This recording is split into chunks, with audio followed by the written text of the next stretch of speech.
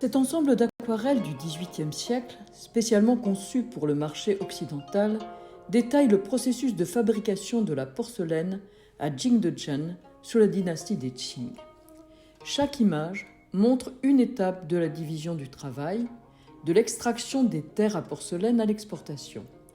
Elle décrit par le menu tout le processus de fabrication de la pâte, les techniques de tournage des potiers, le glaçage, la cuisson dans les fours officiels, la décoration, le transport des produits finis, le rôle des marchands yi à Guangzhou. Ces peintures chinoises destinées à l'exportation provenaient d'ateliers de Guangzhou, où se rassemblaient nombre de marchands étrangers avant que n'émerge un nouveau marché à Hong Kong.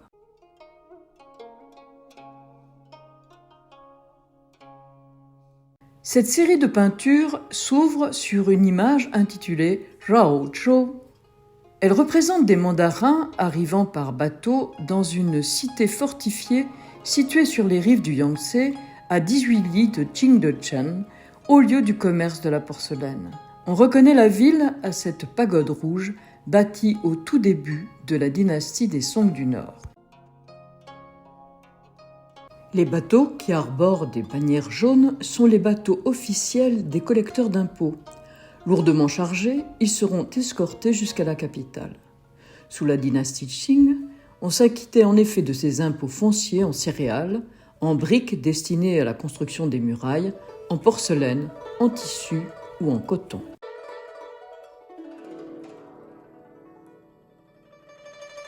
Le peintre a représenté avec précision l'extraction de la pierre à porcelaine. Un boisage assure la sécurité des mineurs contre les éboulements.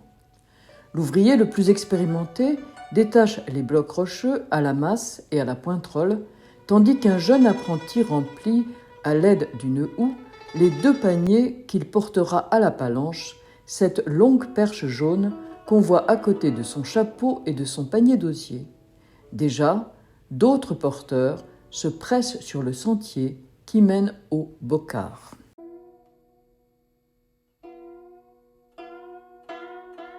Le bokar est un pilon hydraulique. Une roue à aubes régule le débit de la cascade qui descend de la montagne. Elle actionne 2 grands leviers dont la tête de pierre armée de fer concasse la roche. La roche, une fois bokardée, on obtient une poudre blanche que des ouvriers vont transporter dans de grands paniers vers le bassin de foulage.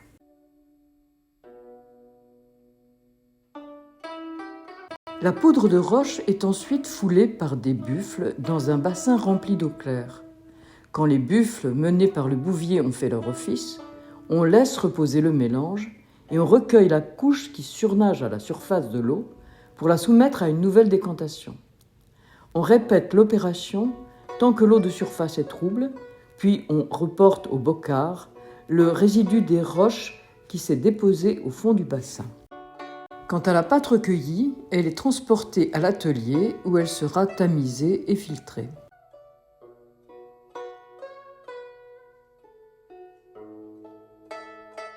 Ce sont les femmes qui la passent au tamis, qu'elles ont tissé elles-mêmes avec des crins très fins prélevés sur des queues de cheval. La porcelaine se compose de 2 parties distinctes, la pierre à porcelaine ou pétrosilex et le kaolin, une argile blanche qui doit son nom à Gaoling, la montagne d'où elle est extraite. Le processus d'extraction et d'affinage sont similaires, mais l'image intitulée « Excréter le sable » semble viser la seconde plus que la première. L'argile du kaolin est en effet mêlée d'un sable vitrifiable qui n'entre pas dans la composition de la porcelaine et qu'il faut éliminer. C'est ce que font ces jeunes ouvriers. Après avoir délayé le kaolin dans l'eau, le sable se déposant au fond du baquet, ils transvasent l'eau de surface, qui contient l'argile seule, dans une cuve plus petite où elle commence à se solidifier. La pâte est ensuite mise à décanter.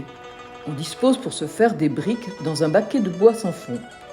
On étale une étoffe de soie sur ces briques, placées verticalement, puis on y verse la pâte qu'on couvre d'une autre toile sur laquelle on dépose d'autres briques, horizontalement cette fois, pour la comprimer et en exprimer l'eau sans rien perdre de la matière. Le système de production semble divisé entre les artisans professionnels et les ménages travaillant à domicile. Un père de famille quitte ici son épouse et l'enfant qu'on voyait dans les 2 images précédentes pour porter la pâte à l'atelier où elle va être mise en forme. Les blocs de pâte sont placés dans des moules rectangulaires où ils sont aplatis à la main puis découpés horizontalement à l'aide d'un fil d'acier. On les marque ensuite du sceau du magasin avant de les mettre à sécher au soleil. Ces petits carreaux blancs, Baidunze en chinois, ont fini par donner leur nom déformé à la pierre à porcelaine.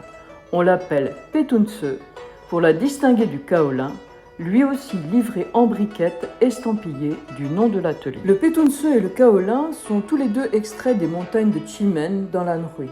Ils sont transportés par bateau à Jingdezhen, où se trouvent les tours et les fours. Une fois les briques de terre crue arrivées à Jingdezhen, elles sont stockées dans des grottes, puis délayées et malaxées à l'aide de pelles de bois dans une fosse de terre pavée. La forme sous laquelle elles se présentent permet de les mélanger selon les proportions requises en fonction de la qualité souhaitée. Le Petunse, fusible, donne sa transparence à la porcelaine.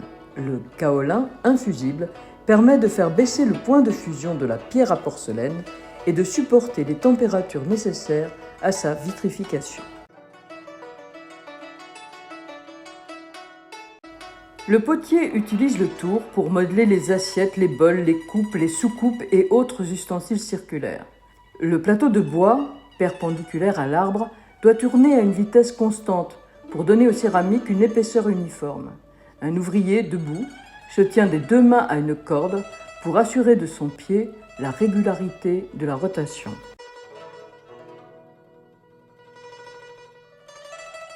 La division du travail est très poussée à Jingdezhen, au lieu du capitalisme industrieux. On dit que chaque pièce de porcelaine passe par les mains de 70 ouvriers. Les artisans, payés à la pièce, rivalisent de vitesse. À peine ébauchés autour, les porcelaines crues sont transportées sur une planche vers l'atelier suivant. Un deuxième potier, utilisant lui aussi le tour, va les amincir et les polir au ciseau pour leur donner leur transparence. Une fois polies, elles seront mises à sécher au soleil, puis transportées vers l'atelier de glaçage.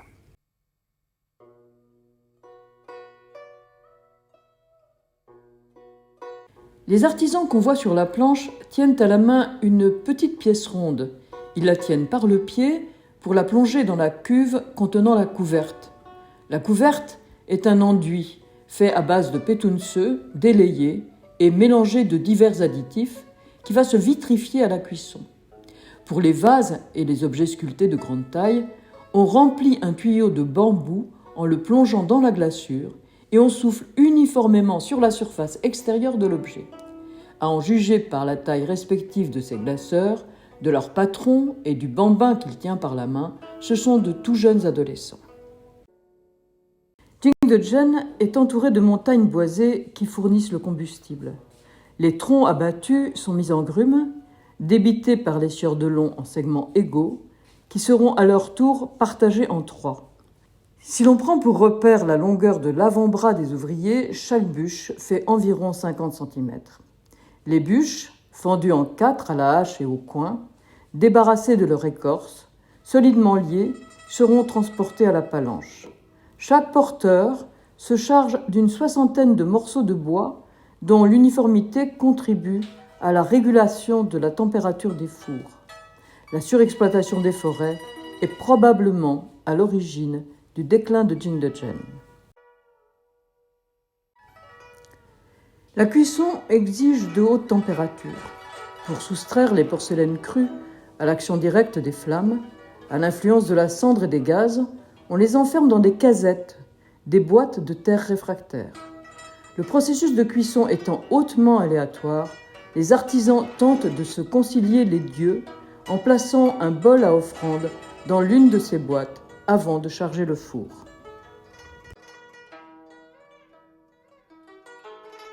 Un escalier fait le tour du four chauffé au rouge. Il permet d'accéder facilement aux petites ouvertures par lesquelles on charge le feu. La porte par laquelle on a enfourné les porcelaines est hermétiquement close. 9 charges de bois, soit plus de 360 bûches, sont déjà stockées près du four, dont s'échappent des braises incandescentes. Mais les porteurs continuent d'arriver pour approvisionner les chauffeurs qui doivent pousser le feu au maximum. Il faut au moins 1 jour et une nuit pour porter le four à bonne température. 2 hommes se relaieront ensuite pour alimenter le brasier. On brûle communément jusqu'à 180 charges de bois pour une fournée.